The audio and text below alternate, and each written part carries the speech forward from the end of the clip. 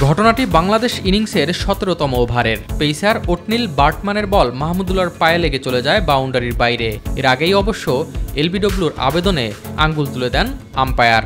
এরপর মাহমুদুল্লাহ রিভিউ নিলে দেখা যায় বল স্টাম্পে আঘাত করেনি। আম্পায়ারের সিদ্ধান্ত পাল্টালেও নিয়ম অনুযায়ী বল ডেড হয়ে যাওয়ায় বাই হিসেবে ৪ রান যোগ হয়নি বাংলাদেশের ইনিংসে। টাইগাররা ম্যাচও হারে ওই ৪ রানের ব্যবধানে। পরের ওভারে রাবাদার বলে এলবিডব্লিউর ফাঁদে পড়েন হৃদয়, যেটি ছিল আম্পায়ার্স কল। গুরুত্বপূর্ণ সময়ে আম্পায়ারদের একাধিক বাজে সিদ্ধান্তে মূলত ম্যাচের পরিস্থিতি পাল্টে যায়, হেরে যায় বাংলাদেশ দল। ম্যাচ শেষে আম্পায়ারের সিদ্ধান্ত নিয়ে অসন্তুষ্টির কথা জানান হৃদয়।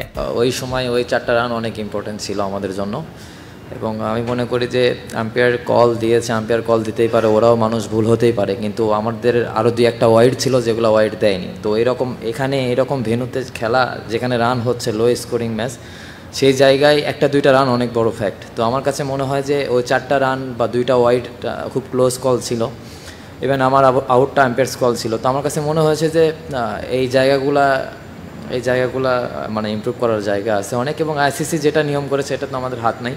কেবল হৃদয় নয়, আম্পায়ারের সিদ্ধান্ত নিয়ে প্রশ্ন তুলেছেন পাকিস্তান ক্রিকেট বোর্ডের সাবেক সভাপতি রমিজ রাজাও। নিজের ইউটিউব চ্যানেলে বাংলাদেশ দক্ষিণ আফ্রিকার ম্যাচ নিয়ে আলোচনায় তিনি জানান, হৃদয়ের আউটটি বাংলাদেশের জন্য দুর্ভাগ্য। হৃদয় দারুণ ব্যাট করছিল, কিন্তু তাকে এমন একটি আউট দিয়ে দিয়েছে আম্পায়ার যেটি না দিলেও পারত। ওই আউট নাও হতে পারত। সেটা ছিল আম্পায়ার্স কল, এবং বল লেগেছে অনেক ওপরে। এরপর লেগ সাইড দিয়ে বল চলেও যাচ্ছিল। মনে হচ্ছে ভাগ্য বাংলাদেশের পক্ষে ছিল না। তখন আম্পায়ার যদি হৃদয়ের আউট না দিত, তবে এই ম্যাচ বাংলাদেশ জিততেও পারত।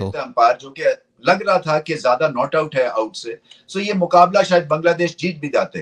আইসিসি ইভেন্টে আম্পায়ারদের বাজে সিদ্ধান্তের শিকার হওয়া বাংলাদেশের কাছে নতুন কিছু নয়। ২০১৫ বিশ্বকাপে ভারত, ২০২২ টি-20 বিশ্বকাপে পাকিস্তানের সাথেও আম্পায়ারের কিছু সিদ্ধান্ত বাংলাদেশের বিপক্ষে যায়।